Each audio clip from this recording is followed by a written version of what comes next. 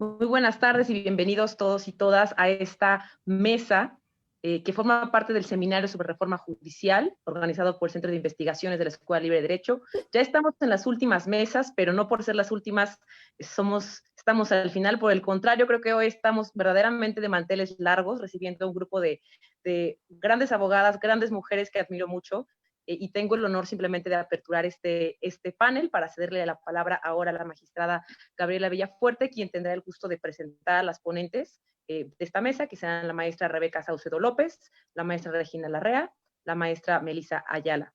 Y bueno, sin más intervención, magistrada, le cedo la palabra.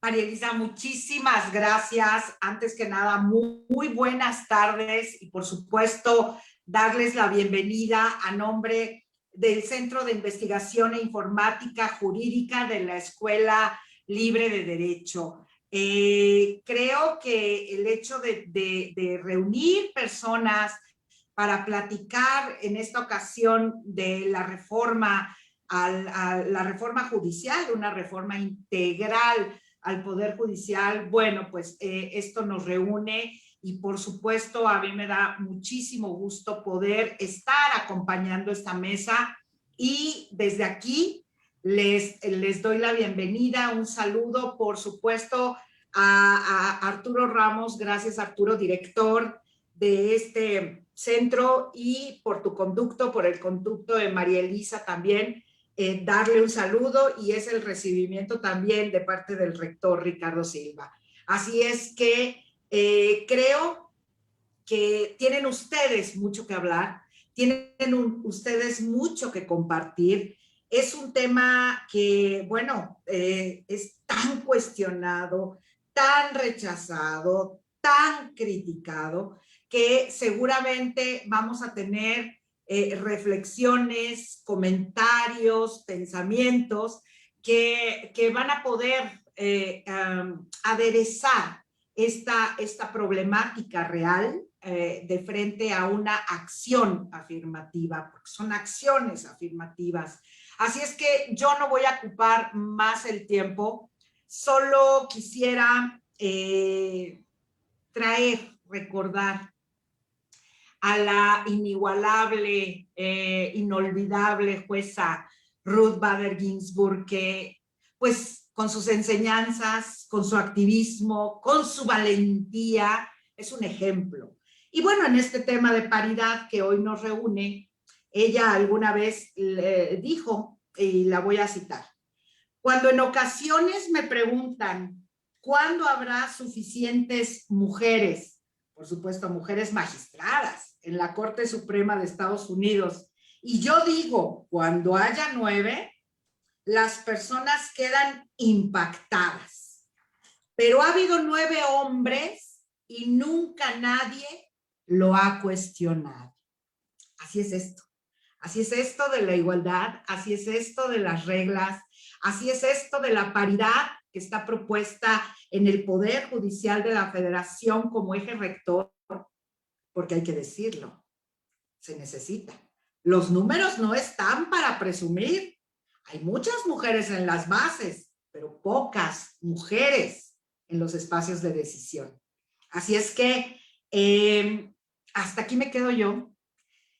Vamos a empezar en este orden, ya saben que luego el papel de la moderadora y todo lo demás, pero bueno, aquí vamos a hablar en libertad, porque creo que ustedes tienen muchísimas cosas que compartir. Solo diré a grandes rasgos cuáles son las reglas. Ya saben, 2 rondas, 12 minutos primero cada una, después de 5 a 7 minutos, y pasamos a una ronda o las que se necesiten de preguntas y respuestas. Aprovecho para decirle y también saludar al público que está en esta plataforma, que se animen, que pregunten, que reflexionen, porque solamente así creamos una sociedad nueva, una sociedad con estructuras nuevas. Las viejas ya no sirven. Así es que vamos a empezar con la maestra, diré que en el orden, la maestra Regina Larrea, si están de acuerdo, después la maestra Rebeca Saucedo, y luego la maestra Melissa Ayala. ¿Les parece? voy a permitirme leer una semblanza de la maestra Regina Larrea Maxice. Es candidata al doctorado en Derecho por la Harvard Law School, licenciada en Derecho con mención honorífica por el Instituto Tecnológico Autónomo de México. Sus intereses académicos incluyen la teoría jurídica feminista, la teoría crítica social, la teoría crítica del derecho, la historia del derecho y el derecho constitucional. Su investigación doctoral estudia el giro del movimiento feminista mexicano hacia el derecho como una forma de activismo en la década de los 70. Antes de comenzar sus estudios de posgrado, trabajó en la Suprema Corte de Justicia de la Nación, en la Comisión Nacional de los Derechos Humanos y en la Sala Superior del Tribunal Electoral del Poder Judicial de la Federación. Contribuye con frecuencia en Nexos. Por favor, maestra Regina, el micrófono, la cámara es toda tuya. Gracias, magistrada. Hola a todas, hola Melissa, hola Rebeca, Arturo, muchas gracias por la invitación, gracias a la Escuela Libre de Derecho. Acá estamos en Cambridge, ya es de noche, entonces por eso esta luz como toda rarilla. Bueno, pues yo preparé más bien una conversación como un poco informal y más bien quiero hablar de algunos de los temas que después de trabajar en temas de género ya por muchos años, mi primer trabajo de hecho fue en la Suprema Corte de Justicia en el programa de equidad de género que se fundó por ahí en 2009, pues mi visión alrededor de lo que constituye paridad e igualdad en las instituciones ha evolucionado bastante. Entonces, creo que es una genial noticia que el principio de paridad esté formalmente incluido. Se necesita que esté como una disposición vinculatoria para que de hecho las cosas se modifiquen y, como dice la magistrada, más mujeres lleguen a las posiciones de poder dentro del Poder Judicial. Pero a mí me gustaría poner el dedo en el renglón en el tipo de políticas que creo que se necesitaría o traerlo como a colación, digamos, para que la mesa lo discuta y tal vez en las preguntas salga también el tema de qué se necesita realmente para que las mujeres puedan participar en equidad o en igualdad con los hombres en el Poder Judicial y en general en los espacios laborales. Y creo que es ahí donde para mí va a estar la clave de la reforma en cómo ni siquiera se legalice, porque por lo que estoy viendo en el proyecto, por lo menos de la Ley Orgánica del Poder Judicial de la Federación, ya hay una provisión en el artículo 86 que más o menos dice que el Consejo tendrá que incorporar, digamos, la perspectiva de género en sus programas. Y eso le da bastante campo de acción al Consejo para que, llegado el momento, de veras se dé a la tarea de generar que el trabajo en el Poder Judicial sea compatible con las familias, sea compatible con la vida personal de las personas y de las mujeres en particular.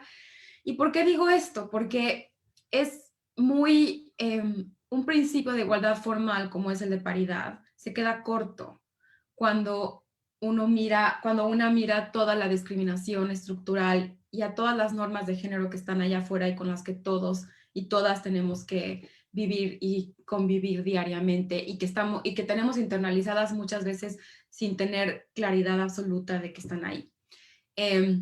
Entonces, mientras las mujeres tengan responsabilidades de cuidado principalmente a su cargo, mientras el mercado de trabajo no ofrezca servicios de guardería que sean, digamos, asequibles para la mayoría de la población, mientras el Estado no provea también esos servicios, pues las mujeres no van a llegar de la misma manera probablemente, incluso con un principio de igualdad formal como es el de paridad.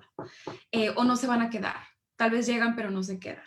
Y eso importa. Importa que no pongamos a las personas en la disyuntiva de decidir si van a tener una familia o van a tener una carrera profesional, digamos, ambiciosa, pero no que la ambición en este sentido y la profesionalización no signifique absoluta, ¿no? O sea, que no sea lo único que controle sus vidas, lo único que motive sus vidas y lo que más ocupe de su tiempo. Y esto lo aprendí, de hecho, en la Suprema Corte. Las jefas que yo tuve allá valoraban mucho la vida personal de quienes trabajábamos ahí no importaba si una era mamá y la otra seguía siendo estudiante de la licenciatura y la otra tenía que cuidar a alguien en su familia que no fueran sus hijos y la otra estaba capacitándose en sus tiempos fuera de la oficina para poder seguir avanzando profesionalmente.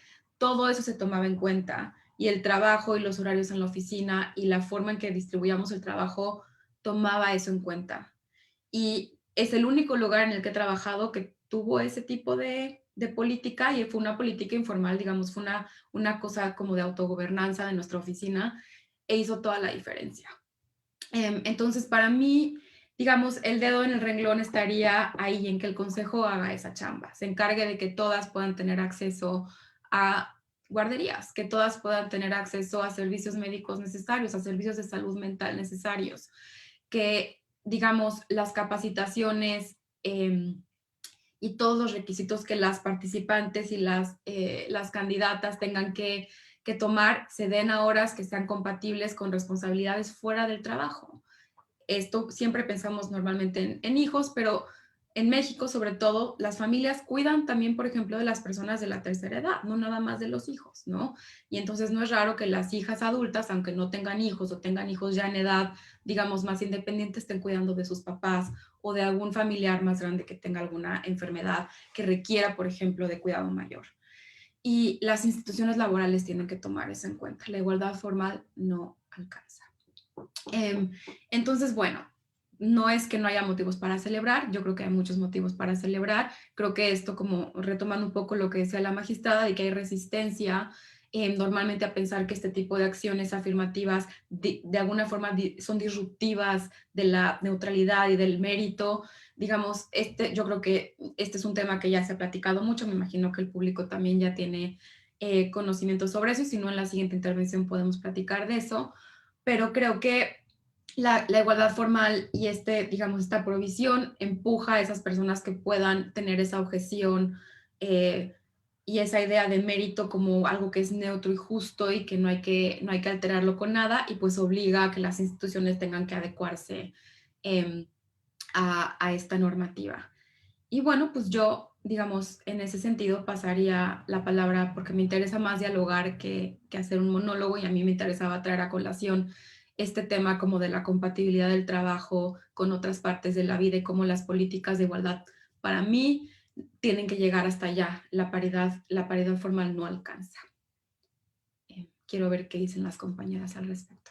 Muchas gracias, Regina. Si me permiten, vamos a hablarnos de tú para abrir la charla y para de verdad ponernos a platicar, porque efectivamente lo que tú dices y la razón fundamental, la igualdad formal no alcanza. Punto. Hay que hacer mucha tarea. Ya está escrito, que bueno, bienvenido ya, no perdamos el tiempo. ¿Qué hacemos para que sea real? Así es que en esta modalidad, y para irnos dando la palabra y para que ustedes se den la palabra y las personas del público empiecen a hacer sus preguntas, sus críticas, sus cuestionamientos. Le voy a pedir a la maestra Rebeca Saucedo López que nos platique un poco sus reflexiones, sus comentarios, pero antes, si me permites, Rebeca, voy a platicar un poco de tu ficha. Eres licenciada en Derecho por el Centro de Investigación y Docencia Económicas y maestra en Estudios Avanzados en Derechos Humanos por la Universidad Carlos III de Madrid. Te has desempeñado como servidora pública en la Unidad de Asuntos Jurídicos de la Secretaría de Gobernación, en Centros de Justicia Penales Federales, en Quintana Roo y el Estado de México, con sede en el Altiplano. Fuiste directora de colaboración y vinculación con organismos nacionales e internacionales en la Dirección General de Derechos Humanos de la Suprema Corte de Justicia de la Nación. Actualmente te desempeñas como directora general de Derechos Humanos, Igualdad de Género y Asuntos Internacionales del Consejo de la Judicatura Federal. Pues, maestra Rebeca, por favor, el micrófono, la cámara es para ti.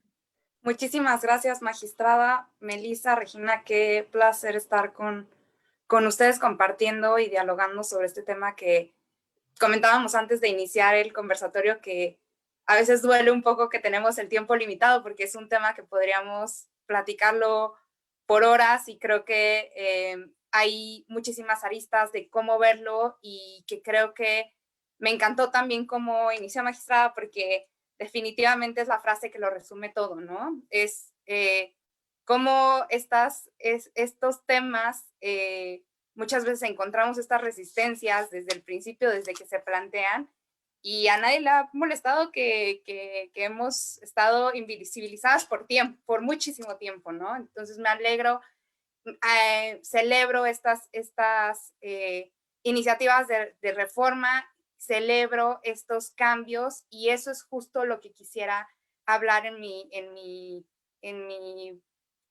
intervención. Sí, preparé un pequeño PowerPoint, espero que no quisiera tampoco que fuera algo tedioso, pero sí quisiera como para tener un poco más claras las ideas. Pues primero, ¿de dónde viene pues este tema de la reforma? Sí siguen viendo el PowerPoint nada más, ¿verdad? Sí, todo bien. Pues este tema de la reforma judicial, bueno, pues vino, es el tema que estamos discutiendo y pues aquí les quise poner en un cuadro qué es lo que dispone también como para que también partamos de este punto. La reforma con y para el Poder Judicial lo que implica, lo que toca sobre el tema de paridad, pero también me quise abordar otros temas que contemplan sobre género, es esta modificación a la Constitución que contempla que la carrera judicial se regirá por el principio de paridad de género, la modificación a la ley orgánica del Poder Judicial de la Federación en su artículo 33, que es una obligación de respetar este principio en la designación de las vacantes de los juzgados, de los puestos de secretaria y de juzgado, actuaría y en el caso de oficiales judiciales, que son los puestos que integran la carrera judicial, además de los de juezas y magistradas. La paridad de género como principio en la carrera judicial y se da una definición de esto. Y luego la ley de carrera judicial del Poder Judicial de la Federación, que ahí en esa nueva ley lo que integra es en diferentes aspectos la paridad de género, pero también contempla, y me parece un punto fundamental, este programa de formación y desarrollo profesional de la Escuela Judicial, que debe tener como uno de sus ejes primarios la igualdad de género y la perspectiva de género. Entonces, y además, en este último punto, y que bueno, Melissa seguramente que nos ahondará muchísimo más en este tema, pero cómo además de esto, pues lo que se intenta con todas estas, y se deja muy clara en la normativa, es fomentar espacios libres de violencia y discriminación. ¿Verdad? Mafalda siempre es buenísima para explicar cosas que a veces no tenemos palabras, ¿no? Y entonces, por eso les quise poner estas dos imágenes y la segunda, ¿no? Sí, claro, lo que pasa es que la mujer, en vez de jugar un papel ha jugado un trapo en la historia de la humanidad. Y es que es así, o sea, y esto es un reconocimiento también de por qué tenemos que hablar de este tipo de políticas. Entonces, ¿de dónde viene la paridad? Bueno, pues la paridad viene también de una idea de democracia paritaria, que la idea más fundamental y una disculpa por lo mejor los términos simplistas en que voy a decirlos, pero es, ¿por qué si la mitad del mundo está compuesto por mujeres, por qué no aparecemos en los puestos de decisión y de toma de decisiones y en los puestos de la vida, en los planos de la vida política? Y entonces este tema de democracia paritaria, que lo que intenta es justo que haya una composición equilibrada en la toma de decisiones de mujeres y hombres. Entonces fue la primera vez que se habló de este término, pues fue en la Cumbre Europea de Atenas en 1992. Entonces aquí, en este foro que Mujeres en el Poder, lo que se incluyó fue la noción de paridad aplicada a la democracia. Por eso es que este tema de paridad ha sido altamente desarrollado también en el tema de participación política. Y por eso, pues, por ejemplo, el Tribunal Electoral pues tiene una gran jurisprudencia también y un gran desarrollo también de decisiones sobre el tema de la paridad. También la Suprema Corte, y la Suprema Corte se ha pronunciado mucho sobre esto. Pero bueno, ¿qué supone esta idea de democracia paritaria? Pues la democracia paritaria es la igualdad de hombres y mujeres en el acceso a los mandatos y a las funciones y, por tanto, en la paridad en la toma de decisiones. Lo que implica esto es una idea de un nuevo contrato social y es una crítica también a estas ideas, a estas teorías contractuales en donde parecía que las mujeres no, o sea, las mujeres no aparecíamos en ese enfoque de los contratos sociales, o sea, porque ¿quiénes eran los que en realidad aparecían en esas teorías? Pues en ese momento eran los hombres de clase alta, con propiedades, y las mujeres no tenían ni propiedades y tampoco tenían autonomía, no tenían derecho al voto. Entonces, eran los ciudadanos, además, ¿no? Esta idea de la ciudadanía desde una construcción masculinizada. Entonces, en este consenso de Quito, surgido en la 10ª Conferencia Regional de la Mujer, se dijo tal cual que la paridad es el propulsor determinante de la democracia. Entonces, ¿cuál es la meta de que quiera alcanzar la paridad? Pues que haya 50% de mujeres y 50% de hombres en la toma de decisiones. ¿Por qué es necesaria? Pues también para equilibrar la participación de las mujeres en los espacios de toma de decisión. O sea, no hay otra posibilidad que haya más mujeres en esta en estos espacios de la vida pública en las que históricamente han sido discriminadas, invisibilizadas y anuladas. Entonces, los 3 ejes que la sustentan, pues es el logro de la igualdad per se, una mayor justicia, porque lo que implica también es que se valore y se promueve la ampliación de sectores históricamente marginados entre estas mujeres, y también porque la representación, esto ayuda a que haya una representación política más diversa, incorpora cuestiones que antes eran omitidas en la agenda pública. Y entre esos, pues ahora veremos más adelante cuáles son algunas cosas que se han ido incorporando en la agenda pública. Ahora, más allá de eso, lo que tenemos que buscar también es ir a la institucionalización de esta perspectiva de género y a la transversalidad de la perspectiva de género. Me voy a adelantar un poco para que veamos cómo era lo que decía Regina, o sea, la igualdad de trato equivalente en el lenguaje de las políticas públicas es solamente un enfoque de las políticas, pero no es lo único. El primer nivel, pues sí es la igualdad de jure. Obviamente necesitamos tener derechos iguales para poder tener una base mínima sobre eso, pero ya los movimientos feministas lo advirtieron desde hace mucho. Logramos el voto y no se cambió la estructura. Y esa estructura de dominación bajo las cuales los hombres están en una posición privilegiada respecto de las mujeres. Entonces, ¿qué es otro nivel o otro enfoque de las políticas públicas? Pues la igualdad de oportunidades. ¿Qué es esto? Bueno, pues que se atienda a las particularidades también de las mujeres y que se hagan políticas respecto de las necesidades puntuales para ellas. Por ejemplo, las salas de lactancia, ¿no? Es una necesidad de las mujeres de tener un espacio pues libre, privado, cómodo, en donde puedan lactar, porque esa es una necesidad de las mujeres, de los hombres no. Entonces hay que hacer una acción afirmativa para eso.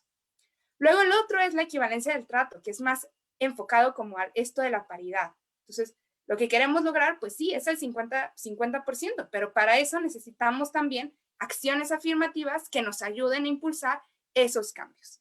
Y por último, en el último eslabón, digamos, como de este enfoque de las políticas más hacia la igualdad sustantiva, es este enfoque de la transversalidad.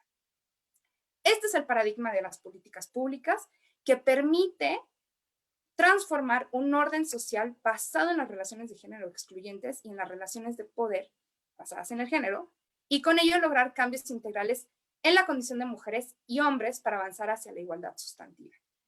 Este enfoque de la transversalidad también tiene que tener un enfoque interseccional, porque no solamente tenemos que enfocarnos en la categoría de género como tal, las distinciones entre hombres y mujeres, sino que tenemos que ver también que las personas somos muy diversas y hay personas que se enfrentan a mayores barreras que solamente la de ser mujeres. Entonces, ¿las modalidades de las políticas son excluyentes? No. O sea, todos estos eslabones nos ayudan a eso, a llegar a la igualdad sustantiva, pero sí necesitamos combinarlas y complementarlas para que funcionen adecuadamente. Ahora, dentro pues la doctrina también de las políticas públicas, hay ciertas condiciones para que esto sea un éxito, para que sean éxito las estrategias de transversalidad. Y la principal, es voluntad política. Sin voluntad política no se logran estas cosas. La segunda es estadísticas desagregadas por sexo e indicadores de género que ayuden también a la toma de decisión y a la adecuación también de las políticas que se implementen. No solamente para implementarlas, sino para evaluar también sus resultados. Luego, un conocimiento amplio de las relaciones de género. O sea, ¿cómo vamos también a pedirle a la gente o pedirnos a todos que hagamos cambios transformadores si no conocemos qué es el género, para qué funciona y que es una categoría de análisis que tenemos que incorporar a nuestra vida? El conocimiento de la administración, también cómo se pueden hacer posibles estos cambios. Fondos y recursos necesarios, por supuesto que es fundamental, y la participación política de las mujeres y el acceso a puestos y procesos de toma de decisión. Ahora, sí quería, esto que decía Regina también y ya adelantaba y la magistrada Claudia también lo mencionaba. Es abrumador, la verdad, cuando vemos las desigualdades de género en datos. Entonces, aquí que además lo estoy tomando de una circular, la circular 2/2021 que salió, ahora voy a hablar de ese cambio normativo, bueno, de ese instrumento normativo interno del Consejo de la Judicatura, se tomó justo estas cifras. Y entonces lo que vemos es justo lo que comentaba la magistrada. Sí, en los puestos más bajos, en las bases de la carrera judicial, en este caso era concentrada la carrera judicial, vemos que sí hay un equilibrio, incluso, por ejemplo, en el de oficial judicial A, hay más mujeres que hombres. Vemos que eso, por ejemplo, oficial judicial B, pues ahí sí hay más hombres que mujeres, oficial C, y así. Pero aquí hasta les puse en la diapositiva un ojito, porque estas son las cosas que tenemos que ver con los lentes del género. Y aquí nos damos cuenta de que por algún motivo, a pesar de que en la base vamos más o menos 50-50, vamos un salto abrumador en las estadísticas. Y nos damos cuenta que para el puesto de juez de distrito, perdón, no está ahorita todavía en lenguaje incluyente, pero bueno, voy a hablar cómo están ahorita el catálogo de puestos. Para el puesto de juez de distrito están hombres con un 74% y mujeres con un 25%. Y para magistrado de circuito es todavía más grande la desigualdad, 80 contra 19%. Entonces, claro, o sea, no nos basta tampoco una igualdad formal. Tenemos que hacer una política integral de transversalización del género. Ahora, creo que, y esto aquí ya me voy a enfocar también en la parte de destacar también que hay, pues, creo que se están dando pasos firmes también para lograr esta transversalización. Y lo que quería platicarles también es lo que estamos haciendo aquí en el Poder Judicial. En el Consejo de la Judicatura, les quiero dejar estos ejes que son de los que se ha tratado de integrar una política. Sí, el tema paritario es fundamental, pero no es lo único que se está haciendo. Entonces,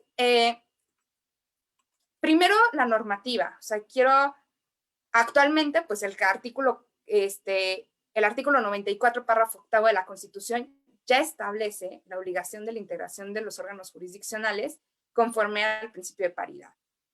Se han emitido también disposiciones importantes, por ejemplo, el Acuerdo General del Pleno del Consejo de la Judicatura, que reforma y adiciona el que reglamenta la carrera judicial, y sobre también adscripciones, readscripciones y ratificaciones de juzgados de magistrados y jueces de distrito, y que contemplan, por ejemplo, la preferente para la asignación de adscripciones a personas con discapacidad, a personas servidoras públicas, jefas de familia, que en adición a la función jurisdiccional realicen en el ámbito laboral de cuidado a menores de edad o personas que requieran cuidados especiales, hombres o mujeres.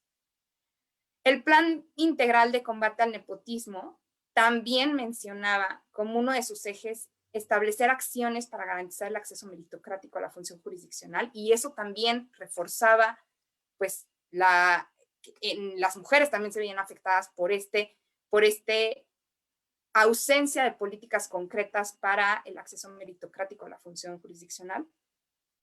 Y también este acuerdo que incorpora el Plan contra el Nepotismo, que se emitió recientemente en noviembre de 2020, y en donde el artículo 70, establece que la plantilla deberá integrarse observando el principio de paridad de género en cada uno de los cargos o escalafones de los órganos jurisdiccionales, de modo que exista el mismo porcentaje de hombres y mujeres. Este artículo 70 después fue aclarado en una circular, esta circular 221 que les mencionaba, y la verdad es que tiene un lenguaje además reivindicador. O sea, yo les invito en verdad a ver el lenguaje de esta circular, porque el lenguaje de la circular es de lucha en realidad. Y entonces decía, necesitamos ver más allá de un órgano concreto, porque empezaron a surgir estas dudas de, bueno, ¿qué pasa si, por ejemplo, en mi órgano jurisdiccional hay más mujeres secretarias que hombres secretarios? Tenemos que correr a esa secretaria, bueno, no se iban a afectar derechos laborales, pero, por ejemplo, si quedaba una plaza sola o libre o fuera una emisión nueva de nombramiento, ¿qué pasaba con esa plaza? ¿Teníamos que dársela a un hombre o podíamos quedarnos con más mujeres que hombres en un órgano jurisdiccional? Y entonces ahí cuando empezaron a surgir estas dudas a partir de lo del artículo 70, pues nos dimos, o sea, lo que se aclaró en la circular 2 fue precisamente que era un piso mínimo lo que establecía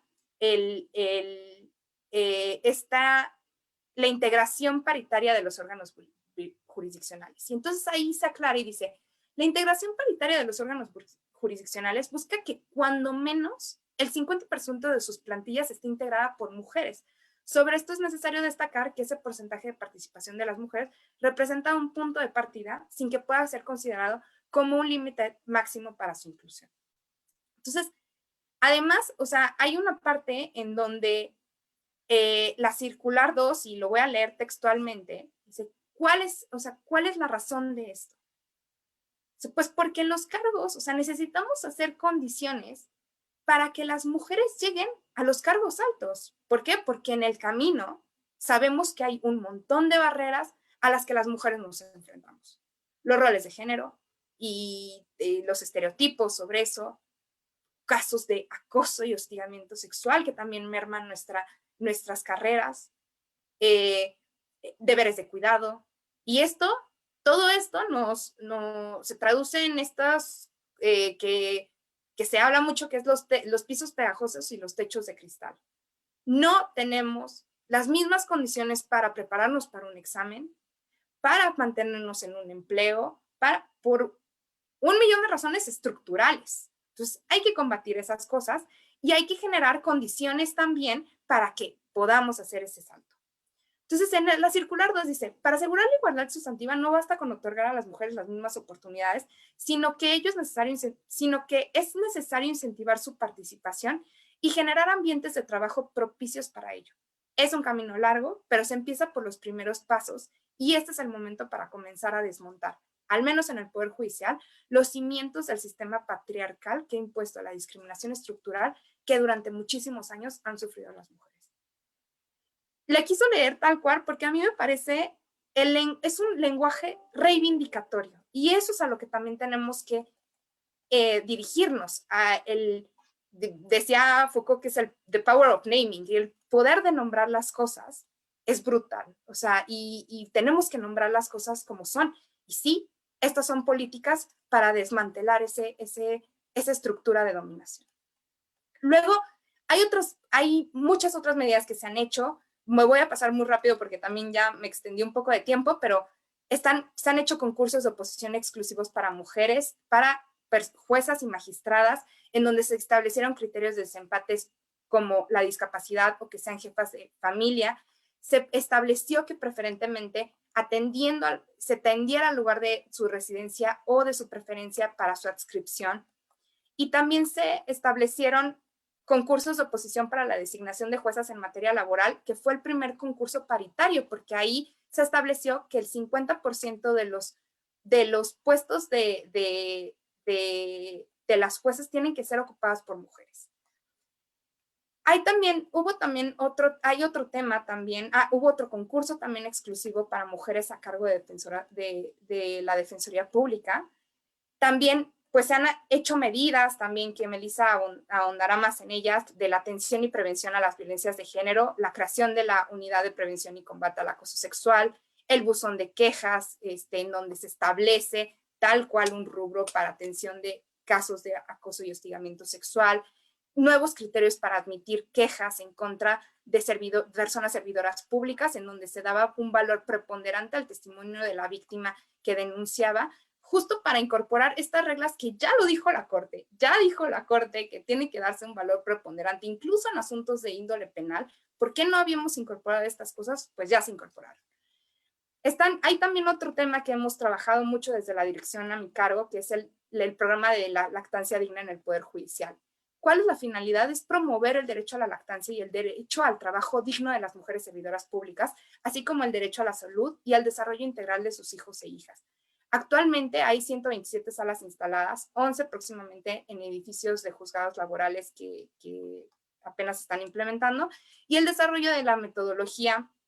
Y esto también hemos hecho una metodología real centrada en explorar con indicadores la operación de las salas de lactancia y su adecuado seguimiento y evaluación de la política. También hemos tomado varias acciones para la conciliación familiar, personal y laboral, pues se ha hecho un análisis de cómo funcionan las licencias de maternidad y paternidad, los servicios de guardería y de cuidados y la afiliación al seguro de gastos médicos mayores. Hemos recopilado, sistematizado y analizado la información que permite detectar las fortalezas y áreas de oportunidad en las políticas ejecutadas por el Consejo en la materia de la conciliación para abonar precisamente a la transversalización de la que hemos estado hablando. La normativa del Consejo actualmente establece licencias de paternidad con una extensión a 10 días, que son 5 días más a los que otorga la legislación. También a partir de este análisis que has hecho de los datos, hemos advertido que, por ejemplo, las licencias de maternidad triplican a las de paternidad. No obstante que la distribución de género en términos genéricos del personal es casi 50-50, es muy homogénea. Entonces, algo hay que no está funcionando para que los hombres soliciten las licencias de paternidad. ¿Podemos hacer eso? Sí, definitivamente sí. Estamos planeando también medidas para incentivar el rol de los hombres en la participación de los deberes de cuidado, y que de esa manera también invitarlos a que tramiten sus licencias de paternidad, porque esa es una forma de ejercer sus obligaciones parentales al interior de sus hogares. También advertimos que, por ejemplo, las solicitudes de licencias de maternidad tendieron a disminuir con la pandemia. Entonces, también ahí vimos otro foco de atención para incentivar también como un derecho el acceso a las licencias de maternidad y paternidad. Y, por ejemplo, con la afiliación, analizando también la afiliación de seguros de gastos médicos mayores, vimos que los hombres son quienes ejercen más las prestaciones en mayor medida, y que creemos también que es por el desigual acceso de las mujeres a puestos de mayor remuneración y jerarquía, lo que implica que una afiliación a un seguro de gastos médicos implica una afectación al salario muchísimo mayor para alguien que tiene un salario menor. También, bueno, se emitió este protocolo para juzgar con perspectiva de género actualizado, resultado en un proceso consultivo. Se acompaña de una herramienta, la herramienta ECOPAC, para mantener actualizada la información, eso desde la Suprema Corte, y también la capacitación. O sea, la capacitación es fundamental también para dar estas condiciones que deseamos para que la transversalidad funcione, también que la gente entienda de qué estamos hablando de género, que el género ayuda a cambiar nuestras vidas, que es un ganar-ganar para todas y todos, y que como parte de estas medidas para lograr la transversalización también con este eje de capacitación, el Instituto de la Judicatura incorporó en el Plan Anual de Capacitación Jurisdiccional 2021 como ejes para el desarrollo de habilidades y competencias para la función jurisdiccional, la perspectiva de género y la perspectiva interseccional.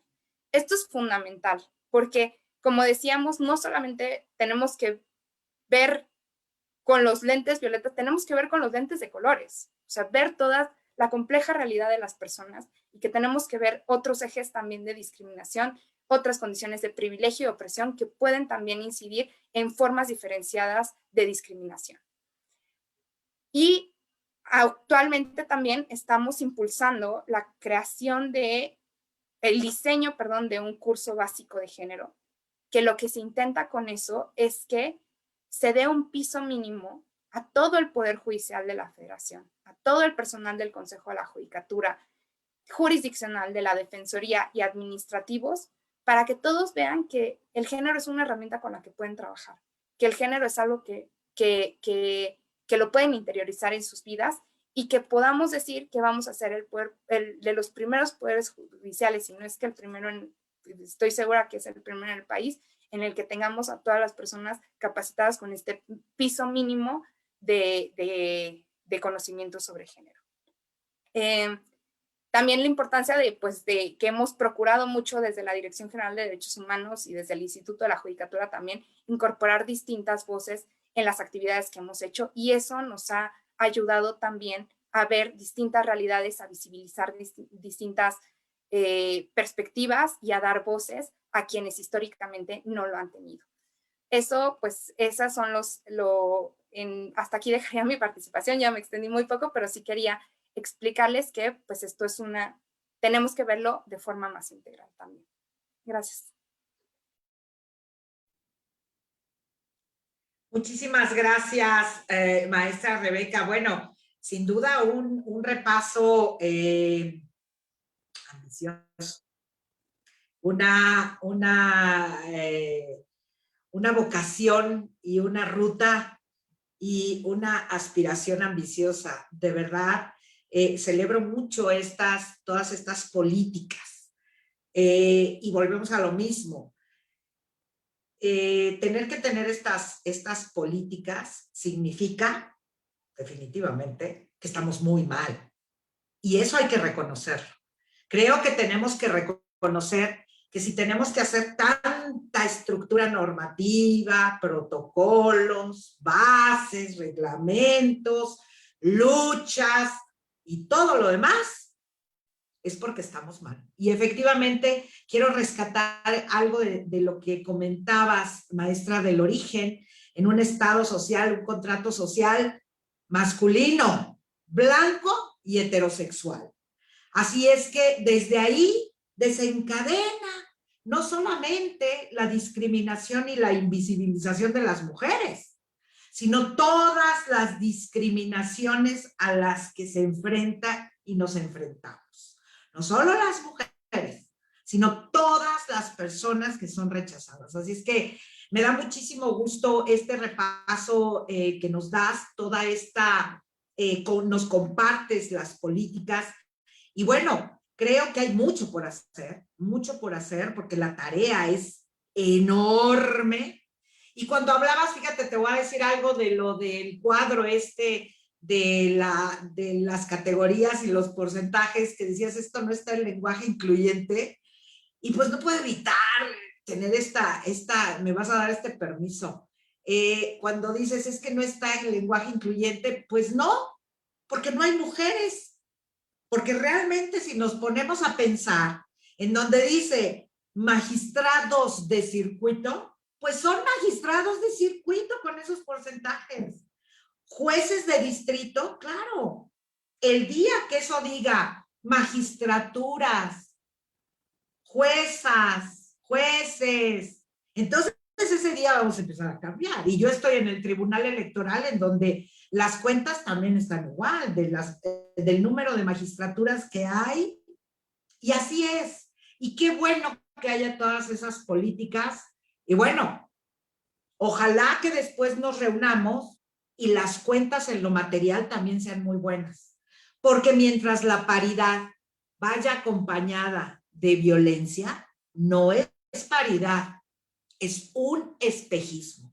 Ojalá que los espejismos de igualdad se acaben, porque hasta ahora, con estas cuentas que estamos rindiendo, seguimos en un espejismo. Pero me da mucho gusto, maestra Rebeca, de todo esto que hay.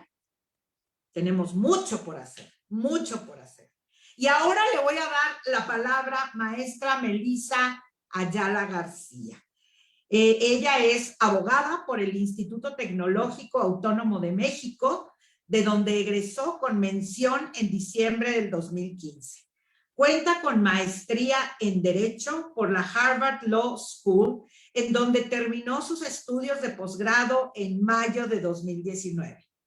Cuentas con especialidades en Derecho Constitucional y Teoría Legal Feminista, así como en Derechos Humanos.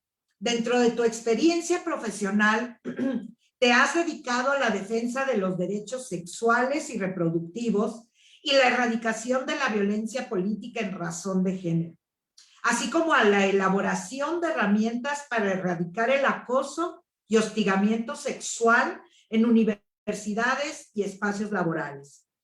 Has laborado en distintas instituciones del Poder Judicial de la Federación, como la Suprema Corte de Justicia de la Nación, la Sala Superior del Tribunal Electoral, del Poder Judicial de la Federación y en el área de litigio del Grupo de Información en Reproducción Elegida, GIRE.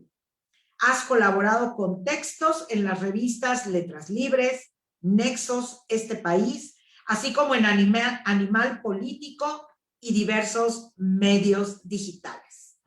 Maestra Melissa, por favor, adelante. Muchísimas gracias, magistrada. La verdad es que me siento honrada de compartir este panel con Regina, con Rebeca, con María Elisa, que ya nos hizo favor de presentarnos. Agradezco a Arturo por la invitación, así como a la Escuela Libre de Derecho. La verdad es que este es un tema que en lo personal me apasiona. Debo decir que cuando yo estaba en el ITAM fue gracias a la tesis de Regina que me adentré al mundo del feminismo y por lo tanto le estoy eternamente agradecida. La verdad, la labor que hace Rebeca es impresionante dentro de la Corte, entonces mi admiración a estas dos mujeres. Me encanta que sea un panel de tres mujeres tan importantes, la verdad me siento súper honrada. Y bueno, yo la verdad voy a hacer una intervención mucho más informal. Me encantó todo lo que presentó Rebeca, me parece que era fundamental ponerlo sobre la mesa. Y me cuelgo un poco de lo que comentaba la magistrada, ¿no? Pongamos el ejemplo de lo que tenemos ahorita en nuestros máximos tribunales, ¿no? Tenemos 3 ministras en la Suprema Corte de Justicia de la Nación, tenemos 2 magistradas en la Sala Superior del Tribunal Electoral, ¿no? Seguimos siendo minoría en estos espacios de toma de decisiones. En este sentido, sabemos que el debate sobre la paridad de género dentro del Poder Judicial de la Federación y en los otros 2 poderes responde pues a una demanda que se ha venido gestando por años, ¿no? Aquí Regina no me dejará mentir, esto ha sido una demanda que viene desde hace mucho tiempo, ¿no? No es algo nuevo, no estamos descubriendo el hilo negro de las demandas feministas. Sin embargo, algo que sí se debe de reconocer es que a través de esta propuesta de reforma, que ya casi es un hecho, pues tenemos por primera vez una voluntad política, ¿no? De la que ya hablaba previamente Rebeca. Tenemos por primera vez un ministro presidente que se toma esto en serio y que se están llevando a cabo pues muchas acciones, como ya relataba Rebeca, para hacer esto una realidad transversal, ¿no? Aquí yo también traía un poco las cifras de Rebeca y yo me quedo con una conclusión, ¿no? Me parece que la conclusión a la que podemos llegar con base en todas las cifras que nos arrojó ya Rebeca y que podemos acceder en la circular, si queremos detallar un poco más, es que tenemos una conclusión muy simple y muy contundente, ¿no? A mayor jerarquía encontramos menos mujeres. Entonces, ¿a qué se debe esto? Pues por supuesto a todo esto que ya venían mencionando mis colegas, ¿no? A esta situación de los pisos pegajosos y los techos de cristal. ¿Cómo vamos a solucionar esto, no? Entonces, es con el objetivo de solucionar esto, es que se empiezan a emitir convocatorias, pues que están destinadas exclusivamente para mujeres, ¿no? Entonces, por ejemplo, en julio de 2019, me parece, se emite la convocatoria del primer concurso interno de oposición, pues para la designación de juezas de distrito, ¿no? Y si bien es algo súper importante, este tipo de acciones afirmativas, si bien son necesarias, no son suficientes. ¿Por qué?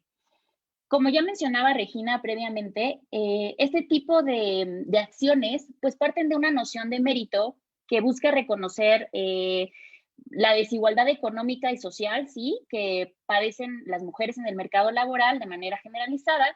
Sin embargo, estas acciones se tienen que ver reforzadas por políticas encaminadas, justo como ya mencionaba Rebeca, a garantizar la conciliación y la corresponsabilidad entre la vida laboral y la vida personal, ¿no? Y digo vida personal porque no solamente tiene que conciliarse con la vida familiar y reproductiva, ¿no? Se tiene que también las mujeres, las personas, los hombres también que trabajan dentro del Poder Judicial de la Federación deben de tener esta conciliación, ¿no? Que es tan importante, por supuesto, para que se logre la paridad, sí, pero también no lo podemos enfocar únicamente en una conciliación entre la vida laboral y la vida familiar, o más bien, o la vida reproductiva. ¿Por qué? Porque como ya mencionaba Regina, en México, de manera generalizada, las personas que ejercen labores de cuidado somos mujeres, ¿no? Entonces, si nos enfocáramos únicamente a una conciliación entre la vida laboral y la maternidad o la paternidad, por ejemplo, entonces estamos excluyendo a todo un universo de personas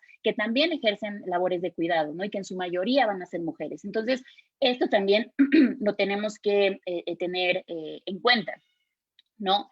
Ahora, si hablamos de la cuestión de mérito, también hay que hablar que esta idea de que pues sí, de estas ideas de mérito y competencia, pues están construidas bajo un paradigma político, un paradigma jurídico también, donde se premian ciertas características y habilidades, ¿no? Entonces aquí, por supuesto, que una variable que es supuestamente neutral se vincula a aptitudes que son consideradas masculinas, o bien aquellas personas que no tienen que hacerse cargo, por ejemplo, de una doble jornada laboral, ¿no? Y ahora que estamos, por ejemplo, en una pandemia como la que estamos en esta situación, hablamos hasta de una triple jornada, ¿no? Entonces, a lo que quiero llegar con todo esto es que el mérito puede implicar también discriminaciones indirectas, ¿no? E incluso una discriminación estructural, ¿no? Para aquellas personas que por inercias culturales, idioma, geografía o pobreza, se ven imposibilitadas para acceder a la formación de lo que constituye, de lo que construye o de lo que se constituye como meritorio, ¿no? Y lo que se considera como valioso en el mercado laboral. Que esto es importantísimo que también lo tengamos en consideración, ¿no? Entonces, a mí me parece que es fundamental que dentro del Poder Judicial de la Federación, que es donde pues imparte justicia, se reflexione si se le garantiza a las y los trabajadores el derecho a conciliar su vida laboral con su vida personal. Y además, no solo esto, que se evalúen las políticas que se están implementando, ¿no? A efecto de que podamos determinar a ciencia cierta si se está fomentando y se está logrando pues tener esta corresponsabilidad entre ambas, ¿no? A mí esto que mencionaba Rebeca me parece fenomenal. Es necesario contar con datos, con cifras, para realmente saber si estamos logrando lo que buscamos o si nada más nos estamos quedando en buenas intenciones, ¿no? Yo creo que estamos ante una oportunidad histórica, ¿no? Porque estamos ante un momento en donde se está señalando y se está diciendo de manera directa y de manera, pues sí, de manera pública, que estamos ante un poder judicial que aspira a tener una agenda feminista, ¿no? Entonces, este tema tiene que estar sobre la mesa, tiene que estar a discusión, y es por esto que celebro que se armen, por ejemplo, este tipo de diálogos, ¿no? Porque precisamente con mis colegas y además con la participación del público, pues vamos a saber realmente qué es lo que opinan las y los demás, ¿no? Entonces, si esta reforma al Poder Judicial representa, como ha dicho el propio ministro presidente, el ministro Saldívar, un parteaguas, pues nos encontramos en el momento perfecto para cuestionar lo que antes era incuestionable, ¿no? Entonces, esta sí me parece que es un momento clave para todas y para todos, no solamente para las y los trabajadores del Poder Judicial de la Federación, ¿no? Yo creo que debemos de apostar por un sistema de justicia eficiente, por supuesto, un sistema de justicia eficaz, y en este sentido, algo que tenemos también que recordar es que más horas laborales no significa mayor eficiencia, ¿no? No significa mayor eficacia ni mayor competitividad en el ámbito laboral, ¿no? Solo por traer a colación algunas cifras, según datos de la Organización para la Cooperación y el Desarrollo Económicos, en 2013 México fue el país con el mayor promedio anual de horas trabajadas, ¿no? Y eso no nos convierte en el país con mayor de horas laborales donde realmente trabajas, ¿no? Entonces esto también es súper importante porque por supuesto que si estás trabajando muchísimas más horas y además tienes que llegar a casa, hacerte cargo de una segunda jornada laboral y hasta una tercera jornada, pues por supuesto que esto merma a la cantidad de mujeres que pueden entrar a los espacios laborales, ¿no? Y ya nada más para cerrar mi participación, por supuesto que hay que atender el tema del acoso sexual y del hostigamiento sexual dentro de los espacios laborales, ¿no? Sabemos que muchísimas mujeres salen del espacio laboral precisamente por este tipo de situaciones, este tipo de violencias de género.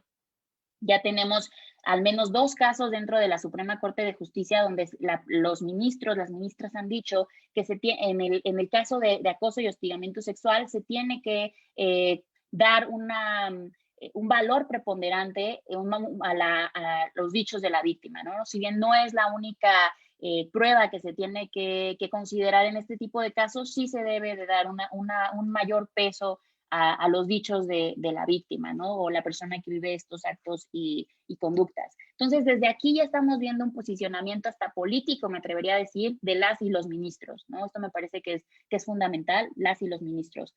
Me parece que es fundamental. Y además entender el componente político detrás del acoso y el hostigamiento sexual en los espacios laborales, ¿no? Son hombres diciéndole a mujeres que no pertenecen a estos espacios, ¿no? Y a esto me podría seguir con la violencia política en razón de género, ¿no? Aquí la magistrada es la experta en el tema, pero por supuesto que también es los hombres diciéndole a las mujeres que estos espacios de tomas de decisiones no están diseñados para ellas. Entonces aquí sí es súper importante que desde que todo el Poder Judicial se emita un rechazo categórico a este tipo de violencias que además impiden lograr que seamos una institución paritaria. Con eso cerraría mi participación y le cedería el uso de la voz a la magistrada. Muchísimas gracias, maestra Melissa. Bueno, pues creo que hay sintonía en lo que escucho. Además, me da muchísimo gusto, lo debo de decir, escuchar a esta juventud, porque así es, ¿eh? Yo ya soy una generación que lo echó a perder. Está en sus manos. Para que entonces, a ver si las generaciones que vienen van a tener una vida mejor. Pero también vengo de una generación que lo echó a perder, y atrás, y atrás, y atrás. Así es que esto ahora, con estas formas, estas políticas, estas reacciones, tiene que ser de valentía impecable e implacable. Tolerancia cero. Estas cuestiones de las nuevas formas de ver y de analizar, yo lo resumiría para las mujeres, yo sí te creo, no estás sola. ¿Por qué? Porque efectivamente los espacios laborales, los institucionales, todos son los más perversos, en donde el acoso y el hostigamiento es de ese así medio sutil. Y mira, lo que decías, maestra Melissa, está el síndrome de la impostora, el síndrome de Casandra, el síndrome de la abeja reina. Y justo eso es de lo que se trata. El patriarcado quiere que nos sintamos impostoras. Hay que mandarle el mensaje a las mujeres que frente a la violencia y a todo ese acoso y hostigamiento, pues no estamos solas. Las mujeres nos tenemos que enredar. Así tiene que ser. Mujeres con mujeres, porque todas somos una. Así es que me da mucho gusto escucharles. La verdad es que me emociona justo por ello, porque es la juventud, está en manos de la juventud, porque tenemos una responsabilidad enorme con las generaciones que vienen. Y esa es la que se tiene que asumir, porque si no seguirá todo igual y solamente crecerá. Porque ¿qué es peor? Que ya con todas estas bases sigamos igual. Creo que eso sería peor, porque las cuentas no nos saldrían bien. Así es que el trabajo es necesario, el trabajo de ustedes, mujeres. Y claro que ahí estamos echando muchas ganas para salir adelante y acabar con el patriarcado. Se tiene que acabar. Maestra Regina, te vuelvo a dar la palabra, por favor, para que continúes con lo que nos quieras platicar. Adelante. Gracias, Gabriela. Gracias, Rebeca y Melissa, por sus participaciones. Hubiera quedado genial que fueras tú primero, Rebeca, porque creo que nos dabas como un panorama descriptivo muy útil a la discusión que Melissa y yo dimos. Pero bueno, me gustaría rescatar tanto de lo que dijo Rebeca como Melissa y la magistrada ahorita en su intervención algunas cosas. Lo primero es que me parece genial que el Consejo tenga como tan presente que esto tiene que ir más allá de la mera paridad formal, que haya como una voluntad política, por lo que veo por la dirección que, digamos, encabezas, de hacer programas que lleguen a la sustancia. En tu penúltima diapositiva tenías como, pues, varias esferitas como de ámbitos en los que se va a trabajar, pero yo soy muy necia y no veo ahí como balance con la vida personal, y me gustaría que hubiera una esferita con ese título, porque creo que son un montón de políticas que tienen que ir en torno a eso, más allá de la lactancia digna, que me parece que es súper importante, pero que creo que se queda corto. Y creo que hablamos mucho, por ejemplo, y es muy fácil hacer políticas sobre hostigamiento y discriminación y violencia en el ámbito laboral, porque es muy fácil reglamentar sobre eso, porque al final del día persigue modelos punitivos, como de castigo, a lo que estamos muy acostumbrados en el derecho a hacer. Marco una conducta que está mal, le pongo una sanción, instalo un proceso para encontrarla y ¡pum!, se saca a la persona que, digamos, comete ese acto que no debe cometerse. Obviamente entiendo que en la práctica es más complicado, hay redes de poder que generan que eso no suceda, hay acuerdos culturales que imposibilitan eso, pero a nivel normativo es relativamente fácil y poco costoso hacerlo. Pero las políticas de equilibrio con la vida personal, de tratar de darle a las personas el espacio para que no tengan que escoger entre su vida personal y su vida profesional, cuestan un montón de voluntad política, de dinero, y creo yo, después de estudiar feminismo ya más de una década y de estar en varias instituciones y de también varias cosas a nivel personal, me doy cuenta que ahí es donde para mí está la verdadera revolución. Laboral, feminista, de como le quieran llamar, pero creo que el tema de paridad a veces, incluso como el tema de transversalizar ciertas políticas de género, no es realmente transformativo de los valores que están debajo del sistema, de trabajos muy largos, de carreras profesionales que no terminan y que no tienen que, de barril sin fondo un poco, y de no permitir a las personas desarrollarse de manera múltiple, ¿no? De tratar de ver a los empleados como personas y no como empleados nada más. Y creo que para mí eso sería como lo más transformador y lo que ayudaría a que más mujeres suban y se queden. Porque es eso también, que se queden, que no a los 35 años o 37 o 45 ya con 2 o 3 hijos estén tan, digamos, overwhelmed, saturadas, que entonces decidan caer, ¿no? Y decidan no hacerlo y decidan salirse. Y creo que la chamba también es no hacer solamente que lleguen, sino que se queden. Me parece genial lo de la residencia para la designación. De lo que recuerdo, ese era uno de los principales problemas también, porque pues básicamente eso asumía la idea del juez hombre al que su familia lo seguía, no importa a dónde se mudara en el país. Entonces eso me parece genial. Y creo que el último punto que me gustaría, digamos, tocar, y que no se tocó tanto en las intervenciones de Rebeca y de Melissa, y entonces creo que valdría la pena traerlo a colación para el público, es que mujer no significa feminismo, y paridad de género no significa políticas inclusivas, tanto como a nivel de clase, de género y de raza, etnia, de todo lo que podamos pensar. Entonces, creo que la paridad cumple con un tema de justicia representativa. Esto es de que las mujeres, que son una de los integrantes de la sociedad, es una de las identidades de las personas, tenga representación en los órganos de poder y que puedan estar cerca de la toma de decisiones. De ahí no se deriva que vaya a haber decisiones que favorezcan a la mayoría de las mujeres. Y tenemos múltiples ejemplos, tanto en el Poder Judicial Nacional, puedo pensar en varias ministras de la Corte, pasadas y presentes, juezas también, y en otras cortes, por ejemplo, internacionales. El ejemplo más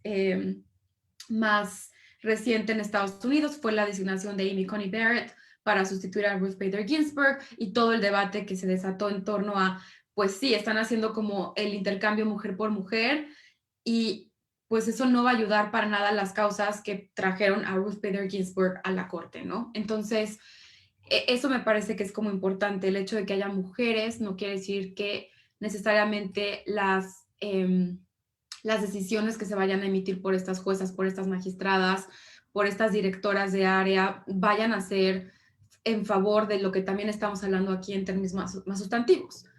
De todas maneras, creo que esas mujeres conservadoras tienen que poder llegar también.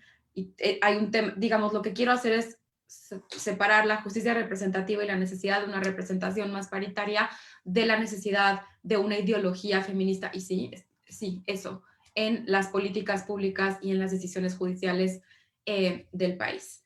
Y para eso creo que pues es más bien también tratar de que la gente que tenga pues la ideología que va más en sintonía con estas realidades, digamos, que vemos todos los días, pues que esa gente también llegue a esos puestos de decisión, y muchas veces esa gente son hombres, ¿no? Pero es importante como para mí distinguir estas dos cosas y no pensar que solamente porque una mujer llega a un lugar de poder va a decidir lo mejor para todas. Y eso también porque pues no hay un todas. Las mujeres son muy distintas, tenemos diferentes necesidades, venimos de diferentes contextos, y eso también importa. Porque a veces una decisión que le da a un grupo de mujeres mucho poder le quita un montón de poder a otras. Y también es importante como tener eso en cuenta cuando hacemos todas estas intervenciones en nombre de mujeres.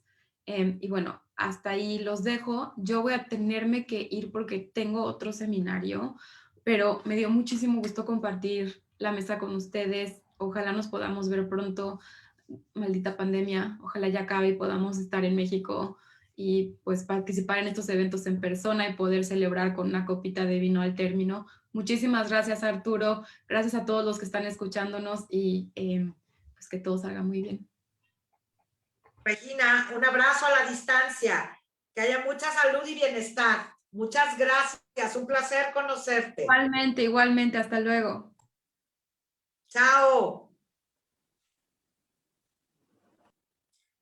Bueno, pues se va Regina y nos deja la vara alta, porque definitivamente nos pone también la dimensión de lo que significa el discurso y el tema. El tema vende, y vende muy bien. Hay que decirlo claramente, pero se necesita actuar realmente y darnos cuenta que efectivamente las personas detractoras pueden ser hombres, seguro, pero también mujeres. Entonces nos necesitamos identificar en realidad, identificarnos. Rebeca, ¿qué nos dices? Pues nos dejó una bomba y después y se fue Regina. Pero la verdad es que, o sea, coincido totalmente con ella y creo que es un punto que tenemos también de coincidencia. O sea, definitivamente por una parte, como Cecilia Gary, que es colega también en la Dirección de Igualdad de Género, siempre me dice, cuerpo de mujer no es conciencia de género. Y es cierto. O sea, por eso mismo tenemos también que hacer políticas integrales. O sea, la paridad es un componente nada más y un enfoque de hacer políticas públicas de género, pero no lo es todo. Así como tampoco es todo hacer una acción afirmativa concreta y nos vamos, ¿no? Eso es un compromiso, y justo cuando es como muchas veces nos dicen, es que ya ves machismo por todos lados y patriarcado, es que está en todos lados, ¿no? Cuando te pones ya los lentes, es que ya no puedes dejarlo de ver, Entonces, eso es justo también como el compromiso que creo que institucionalmente, al menos estoy segura que Melissa y yo compartimos, y también usted, magistrada, lo compartimos, es vamos avanzando, nos falta un montón, pero ya no podemos ir para atrás. Al contrario, tenemos que ir para adelante, para adelante, para adelante. Y esto, o sea, claro que todos estos elementos que hablábamos como de las condiciones de éxito para las estrategias de transversalidad ayudan muchísimo. Porque, por ejemplo, todo, o sea, algo que a lo mejor un planteamiento que hace unos años hubiera sido una locura e impensable siquiera plantearlo, ahora es posible. Entonces es como, ya alcanzamos esto, ya detectamos esto, porque también el valor de las estadísticas, ¿no? O sea, ya no es nada más el dicho de Rebeca ante las autoridades, no, o sea, hay números también que nos están diciendo esto, o no es el ministro presidente diciendo ciertas cosas, no, hay números, hay cifras, hay realidades, o sea, al final las cifras son retratos de las realidades. Y eso es súper importante, porque nos permite justo darnos como un baño de realidad, ¿no? De esto es lo que está pasando. O sea, por ejemplo, lo que ponía del ejemplo de las licencias de paternidad, o sea, detectamos, por ejemplo, con estos análisis de cifras, que hay estados en donde no se pidieron en todo el año o en muchos meses del año licencias de paternidad. No es que no haya padres, es que no se piden. ¿Por qué? Porque no, puede ser una infinidad de motivos, pero puede ser que también, pues no se ve como un derecho, no se ve como algo que es también una obligación, una responsabilidad parental. Entonces, o por ejemplo, cómo también los impactos de esta situación que ha tenido, o sea, niñas, niños, conviviendo con personas trabajadoras, es complicado también. Servicios de guardería, pues que ahorita por las condiciones de salubridad no están funcionando, es complicado. Entonces, creo que eso es lo que, o sea, mi reflexión es, sí necesitamos poner énfasis especial en la conciliación. Me parece que es definitivamente una asignatura que cada vez se visibiliza más su importancia, que está pendiente en muchos ámbitos, que tenemos también pues bases como para ir trabajando en eso y que tenemos que tomar también medidas reforzadas, porque definitivamente no vamos a ir a ese caminito que nos decía la flechita, ¿no? En las diapositivas que les mostraba, no vamos a llegar a la igualdad sustantiva con eso, si no ponemos especial esfuerzo en esa parte de la conciliación. Y por otra parte esto, o sea, como el compromiso también de las áreas, o sea, de todas las áreas del Consejo de la Judicatura que estamos trabajando también para que estas cosas no sean políticas aisladas, que sean políticas integrales, que sean esfuerzos conjuntos, que no sea un esfuerzo de la Dirección de Derechos Humanos o que sea un esfuerzo de la Unidad de Prevención y Atención a Casos de Acoso Sexual. O sea, necesitamos unir fuerzas y creo que Melissa y yo hemos coincidido en varios, también en puntos de estrategias que hemos planeado y creo que eso también facilita mucho la voluntad política y también el conocimiento de la administración que decíamos, conocer cómo hacer posibles esas cosas con las reglas institucionales, con las dinámicas institucionales, con los recursos humanos disponibles también y que se pueden hacer maravillas, maravillas.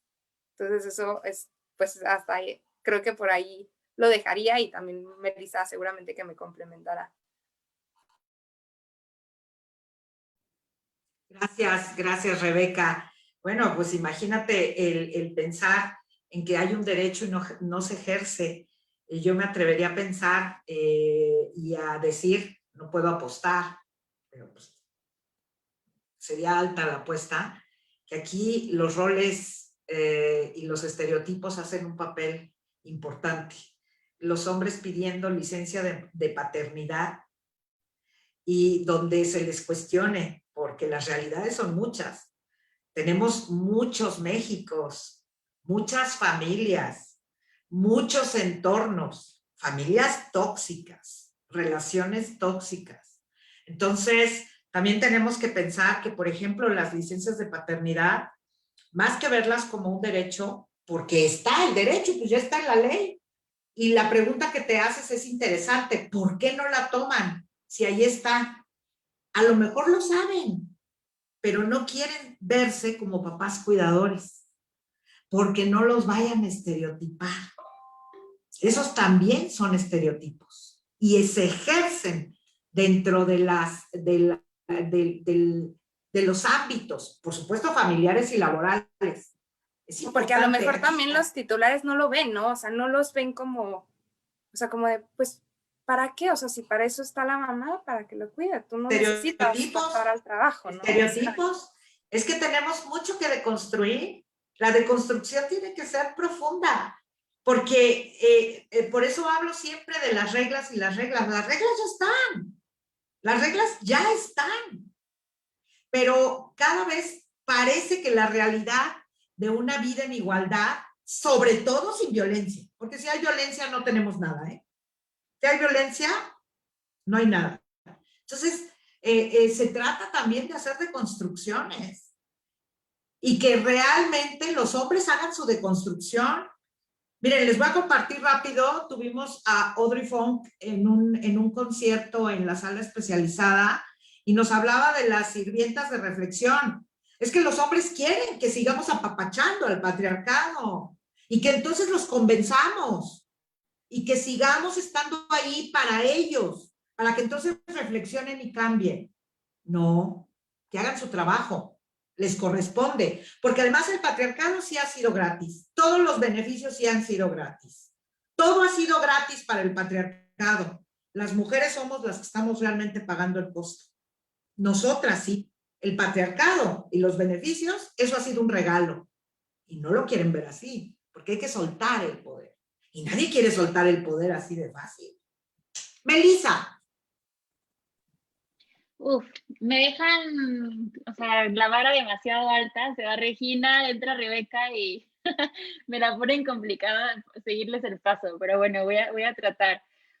Creo que algo que es súper importante es algo que mencionaba Regina antes de irse, ¿no? El hecho de que tengamos más mujeres en ciertos espacios no significa que vamos a tener más políticas públicas encaminadas o vistas para mejorar la situación de las mujeres en general, ¿no?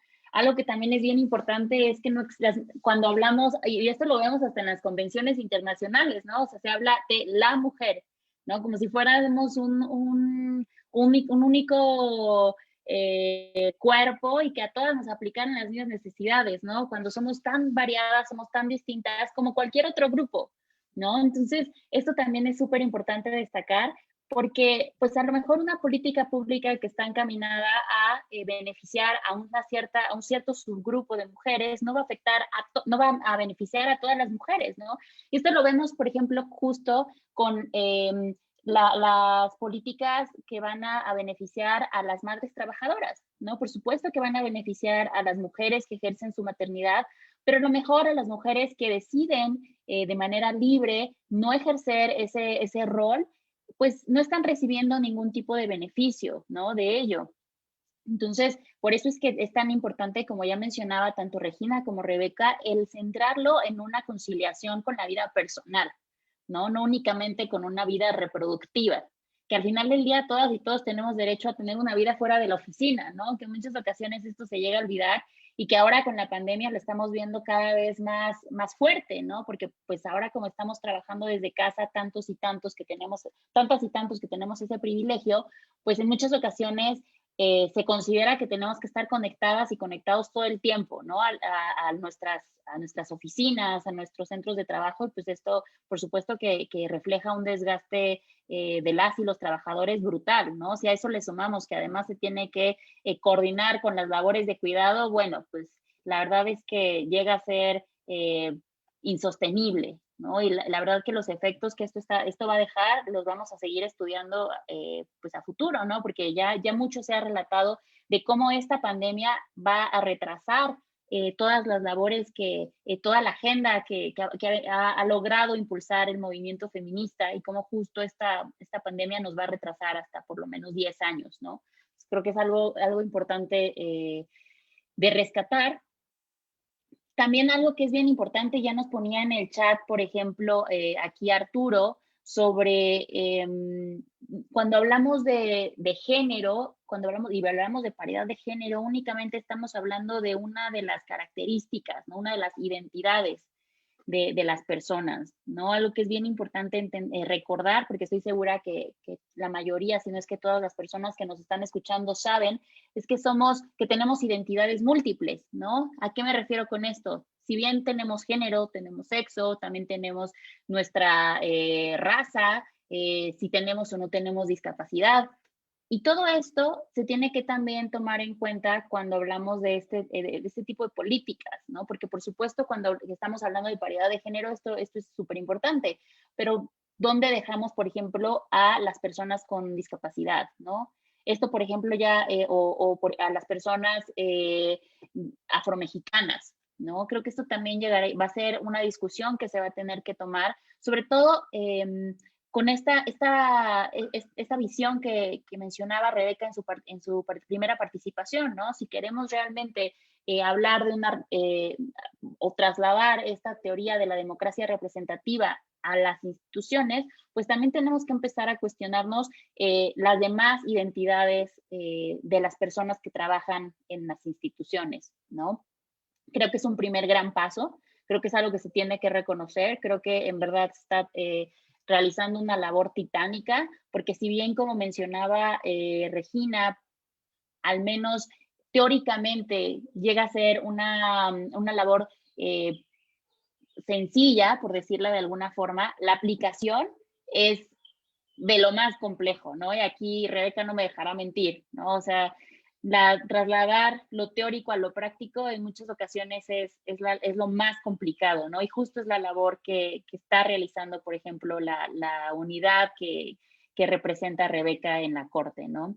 Entonces, yo dejaría mi participación con esto. Creo que justo me encantó esta frase que dice Rebeca: cuerpo de mujer no implica conciencia de género. La verdad jamás la había escuchado y me la voy a apropiar.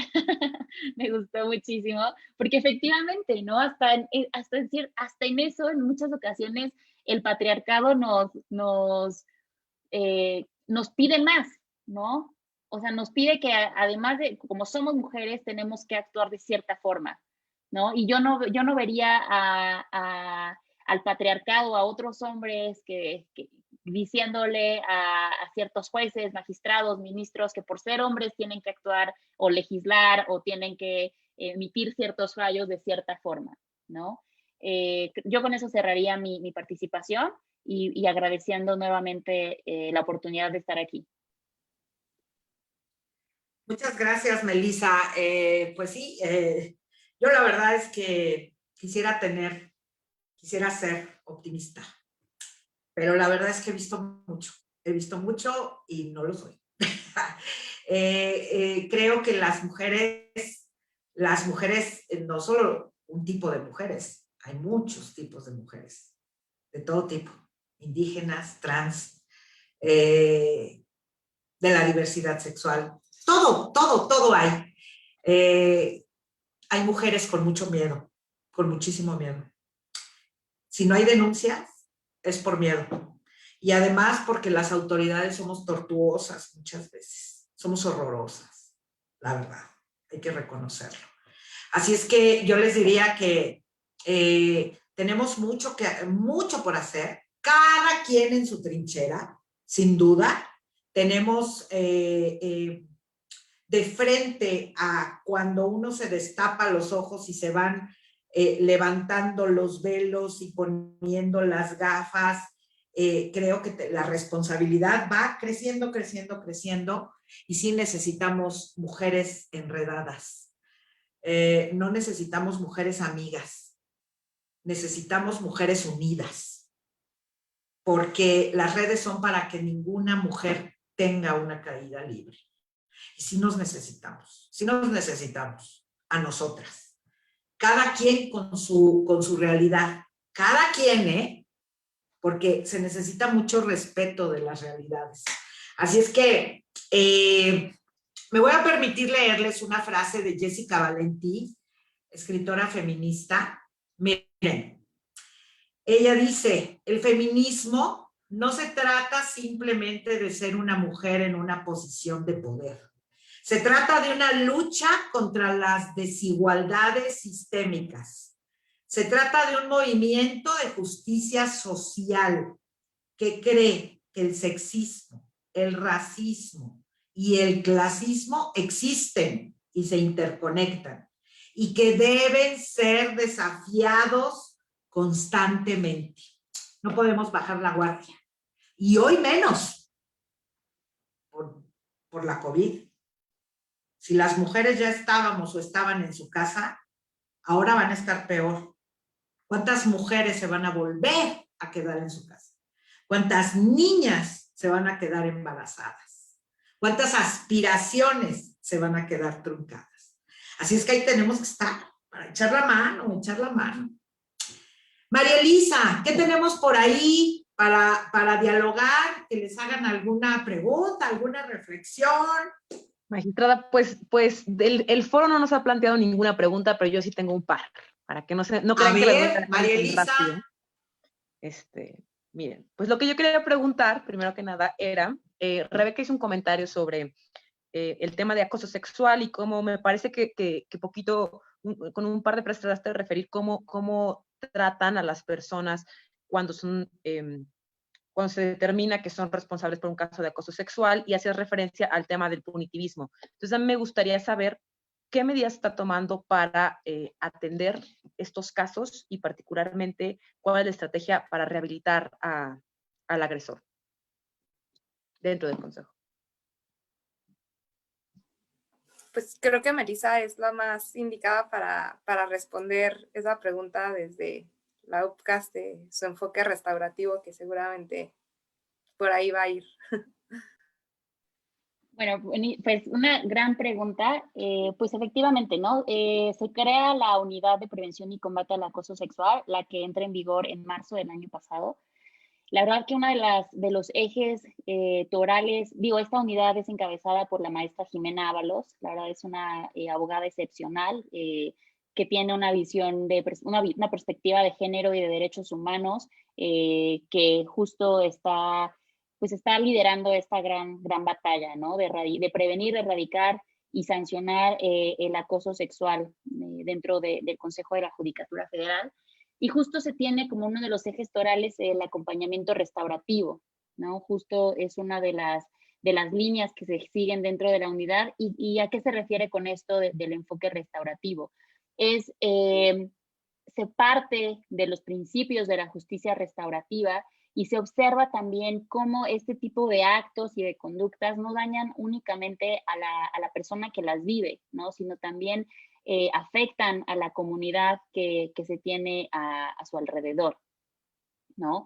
Y algo bien importante es que este tipo de acompañamiento tiene como eje, como principal actora a la persona que vive esta situación, ¿no? A la víctima, pero que también involucra a la comunidad de forma que no la responsabiliza, pero sí establece ciertas como obligaciones, ¿no? Es decir, que le plantea ciertas preguntas a la comunidad para determinar cómo evitar que vuelvan a ocurrir este tipo de situaciones. Que a mí me parece que esto es fenomenal, ¿no? Porque si algo tenemos que recordar es que cuando hablamos de justicia restaurativa no estamos hablando de métodos alternativos de solución de conflictos, ¿no? Que en muchas ocasiones el debate feminista es tan álgido cuando hablamos de esto porque se confunde con este tipo de mecanismos, ¿no? De los famosos MASC. Es muy importante que sepamos que la justicia restaurativa no es esto, sino que precisamente es una forma de abordar este tipo de situaciones donde se tengan a estos tres actores, ¿no? Tanto a la víctima, tanto a la comunidad y también a la persona que comete estos actos.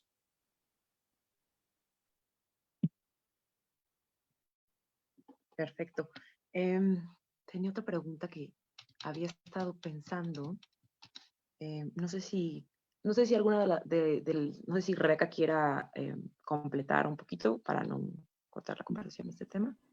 Pues bueno, también, o sea, creo que, digo, espero no encimarme en un tema que no es, pues, el que más conozco, pero también lo importante también del enfoque de la UCAS también, y que es que es también para violencias de género. O sea, no solamente no es una unidad especializada para violencias contra las mujeres. O sea, también establece otras violencias de género, reconociendo también esto, o sea, que los hombres también pueden ser sujetos de violencias de género.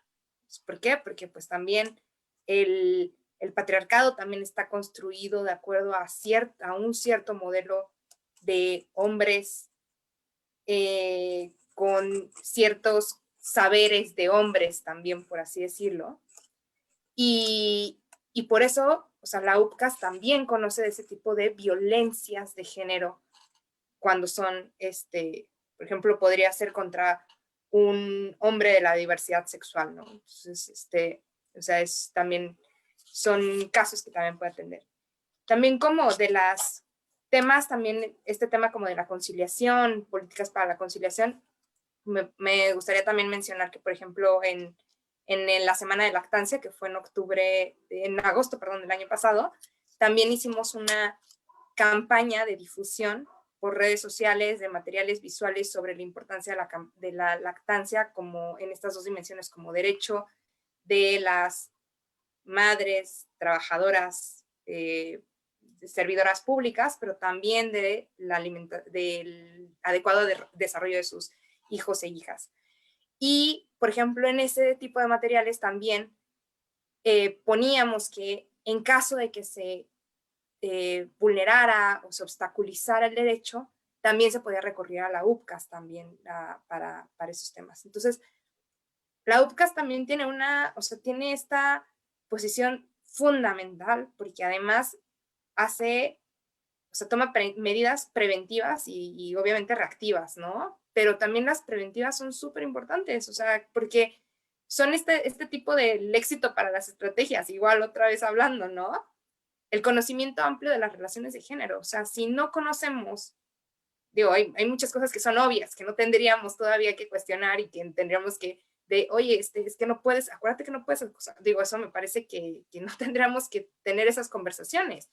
Pero sí lo que tenemos que también reconocer es que justo lo que decía la maestra, históricamente estamos construidos de esta forma patriarcal. Y por eso también se tienen que tomar medidas preventivas que desarticulen esas raíces del patriarcado en todos los ámbitos. Y en este caso, pues en el ámbito laboral. Y creo que ahí es en donde pues se van entretejiendo todas estas cosas, ¿no? Estas políticas, o sea, no estamos, y es como la importancia de verlas así en términos integrales y como engranajes de una gran política de género. Por un lado tenemos la UPCAS, pero también obviamente que se conecta con la política de conciliación familiar laboral, porque si alguien no está reconociendo que ese es un tema importante, son derechos que se tienen que ejercer y que están disponibles para las personas trabajadoras, hay un tema de componente de violencia de género también. Entonces, eso también es la importancia de ver los engranajes de la política de género en términos transversales e integral, y dentro de esta transversalidad, pues entendido como una cosa integral, ¿no? Totalmente, la verdad mencionas un tema bien interesante que sí, ya lo habían retomado otras ponentes, que es precisamente cómo el género genera estas cajitas que nos constriñen no solamente a las mujeres, sino también a los hombres, ¿no? Y ahí me surgió este tema, me surgió esta pregunta. Recuerdo muy bien en mi experiencia en judicatura que así como decían ustedes, los puestos hacia arriba están primordialmente de hombres, puestos hacia abajo, pero particularmente el puesto de secretario particular, o secretaria más bien, está, o sea, pareciera que curiosamente es el único puesto que estaba en la lista de de consejo en femenino, ¿no? Y digo curioso porque pues era 99% de las plazas estaban ocupadas por mujeres, y a cierto punto era como bastante raro o hasta mal visto que algún juez o magistrado tuviera un hombre como secretario, ¿no? Entonces, también quería preguntar por ahí que si han percibido este tema y cómo creen que se pueda abordar. Pues es un tema que tenemos en la agenda.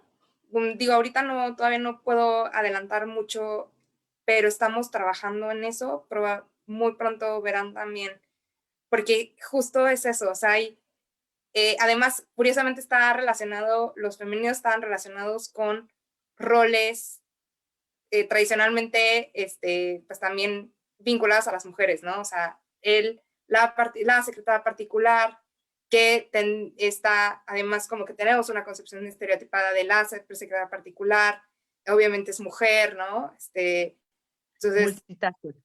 Sí, multitask, claro, o sea, sí, entonces, o sea, es curioso, ¿no? Entonces, creo que o por ejemplo, las educadoras, el puesto de educadoras también para los CENDIs también está en femenino. ¿Por qué? Porque son generalmente asociados a roles de cuidado. Y los roles de cuidado tradicionalmente han estado vinculados solo a las mujeres. Entonces, no, el juez y el magistrado no, o sea, porque esos pues, han sido hombres siempre, ¿no? Dentro de esta cultura patriarcal. Entonces, sí se están haciendo esfuerzos. Ese tema lo estamos trabajando justo para buscar una adecuación también un lenguaje, a buscar el neutro en los puestos, o sea, para que no, o sea, como conforme a las reglas del lenguaje incluyente también, pues podamos hacer una conceptualización de los puestos en donde todas y todos nos veamos representados, en donde todas y todos nos veamos englobados, en donde no haya puestos de hombres y puestos de mujeres, en donde no haya puestos binarios también, porque, o sea, también es, el lenguaje incluyente también en algunos casos lo que busca es también eso, ¿no? Buscar muchas veces el neutro. ¿Por qué? Porque nos estamos a lo mejor adelantando en que el mundo no es binario y que no tenemos que buscar tampoco que es las dicotomías hombre, mujer, rosa, azul, casi, ¿no? Entonces, tenemos que ir también a buscar otras realidades y que a lo mejor ahorita no se nos ha presentado un caso de alguien que pida que no tenga su puesto en binario, pero, no sé, a lo mejor en algún momento llega alguien que dice, soy Alex, y no quiero que me encasillen en una categoría de hombre o mujer, ¿no? Entonces, creo que sí, es un tema buenísimo y es un tema que lo tenemos muy en el radar y muy en la agenda para trabajar. Padrísimo. Porque pues el lenguaje importa, el lenguaje importa muchísimo. Totalmente, el lenguaje importa, el lenguaje, la forma es fondo. Y la última pregunta es para nuestra moderadora de lujo, que la verdad yo no me voy a quedar con las ganas de escuchar su opinión. Y sí quería preguntarle, magistrada, ¿qué opina usted? ¿Cómo cree que se vincula todo este tema de paridad en la judicatura con el tema de violencia política y cómo es que esto ha incidido en la ausencia, a lo mejor, de liderazgos femeninos dentro de la política de la judicatura? Bueno, es una pregunta que llevaría mucho tiempo y además comprometida también con esta sensación incómoda, con un sinsabor muy grande después bueno, yo pertenezco al Poder Judicial desde hace 32 años, ¿no? Entonces, he visto muchas cosas, pero sin duda avances, ¿por qué no? Sí. Pero yo también creo que tenemos una realidad que nos supera. Y esa realidad que nos supera necesita actuaciones más allá. Yo entiendo cuando me presento y hablo de violencia, es violencia contra las mujeres por razón de género, violencias, discriminaciones contra la diversidad, contra mujeres indígenas, contra mujeres trans, es de todas las violencias, es de todo, porque vivimos en una sociedad tóxica. Es que hay mucho romanticismo en México. Hay mucho romanticismo desde el momento en cómo consideramos a la familia, en cómo se ve la pareja, en cómo se ve a todo lo que tiene que ver con el ambiente familiar, a las hijes. ¿Por qué no?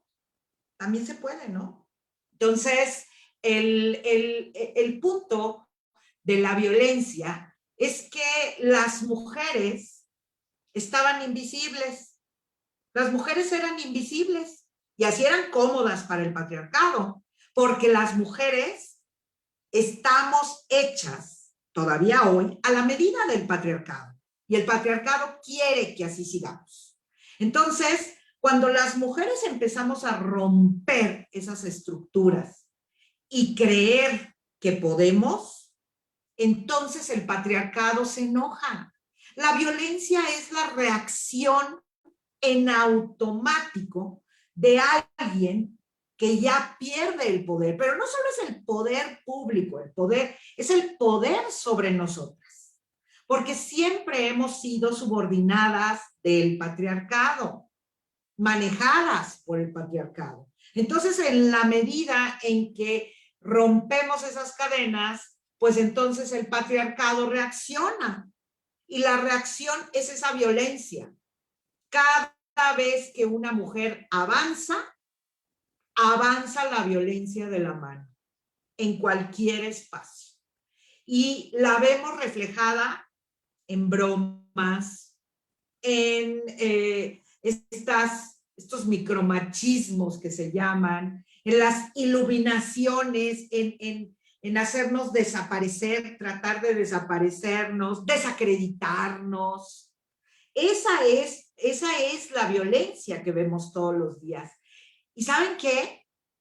Yo les diría, basta de tolerarla.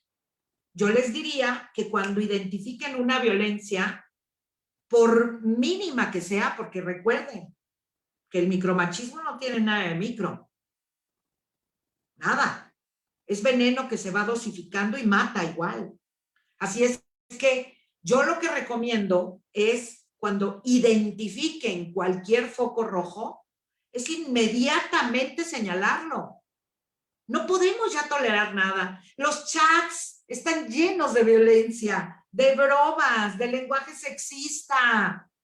Hay que pararlo en seco. Ya no podemos ser las cómodas mujeres o las cómodas personas del patriarcado.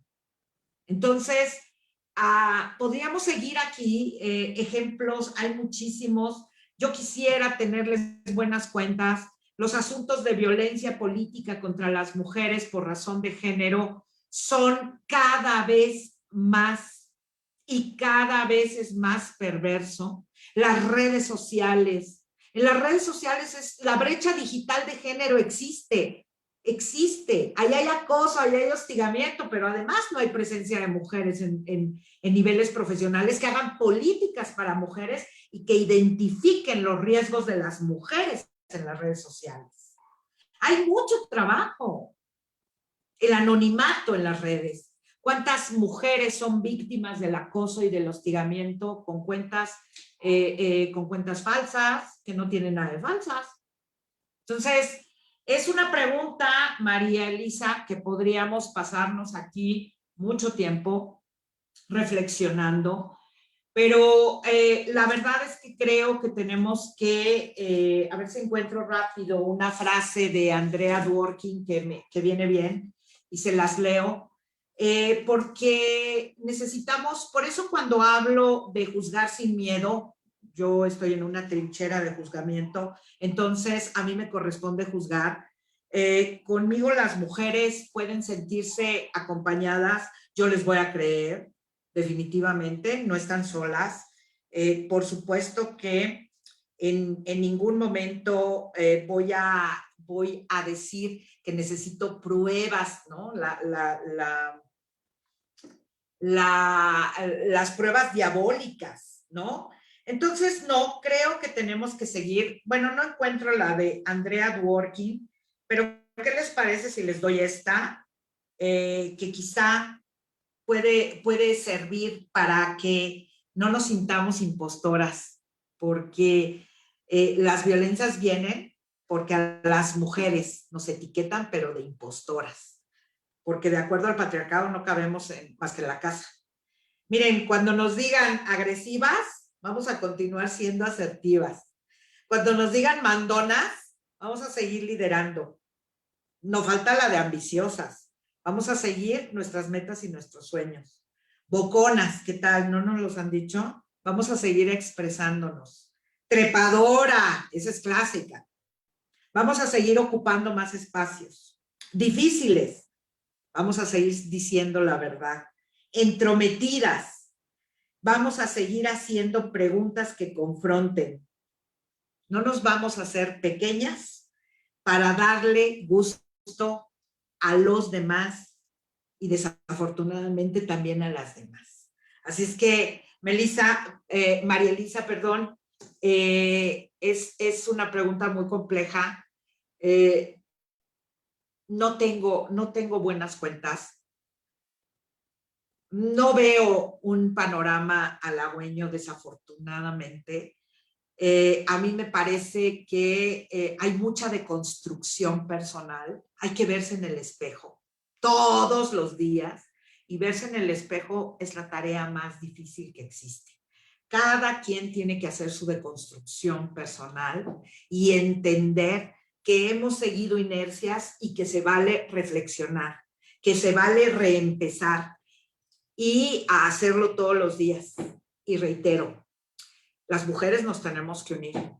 Nos tenemos que unir porque el patriarcado no quiere soltar el poder y no nos quiere libres y autónomas. No quiere, aunque se los digan así al oído y juren y perjuren que están de aliados y de aliadas.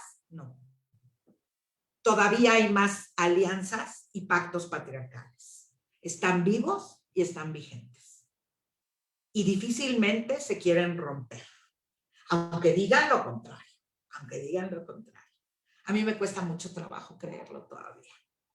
Así es que por eso, como no le creo mucho, entonces mejor trabajo el cuádruple todos los días. Creo que eso nos toca hacer. Y vamos a ser, no se los he dicho, ser con C. Creer en nosotras, exigir por nosotras y reaccionar sin miedo. Pero por nosotras y por ellas también. Muchas gracias. Gracias, María Elisa. No, muchas gracias a usted, magistrada, y aprovecho para hacer un pequeño comercial, porque precisamente la próxima semana es la Semana de Género en la Escuela Libre de Derecho y empezamos el día lunes con las jornadas de género, donde vamos a abordar precisamente, vamos a generar un marco de reflexión para repensar la participación de la mujer en distintos sectores, uno de ellos dentro de la política mexicana, otro dentro del sector académico. Pues bueno, ojalá que todos y todos los que nos están viendo se puedan unir también la próxima semana y seguir en esta temática. Sin más, pues nos despedimos. Muchísimas gracias a la magistrada, muchísimas gracias a quienes integraron este panel, que estuvieron y algunos temprano. Muchísimas gracias, Rebeca, y pues hasta luego. Nos vemos en la sesión de cierre de estas jornadas. Muchísimas gracias por la invitación. Hasta luego. Un abrazo enorme, muchas gracias. Gracias, Arturo.